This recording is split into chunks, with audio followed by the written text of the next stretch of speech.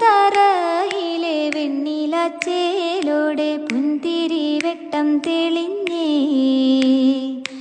അന്നത്തോരന്തിയിൽ ഞാൻ ആ സുന്ദരി പെൺകൊടിയാളിനെ കണ്ടേ. മുല്ലത്തറയിലെ വെണ്ണിലച്ചേലോടെ പുന്തിരി വെട്ടം തെളിഞ്ഞേ. അന്നത്തോരന്തിയിൽ ഞാൻ ആ സുന്ദരി പെൺകൊടിയാളിനെ കണ്ടേ.